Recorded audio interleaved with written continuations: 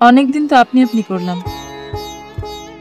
এবার তুমি করে বললে সেটা কি শুনতে খুব খারাপ লাগবে?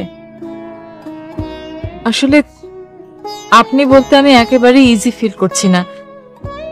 এতদিন জোর করে ভদ্রতা করে এসেছে, কিন্তু আমি আর পারবো না। আমি এখন থেকে আপনাকে তুমি করে বলবো।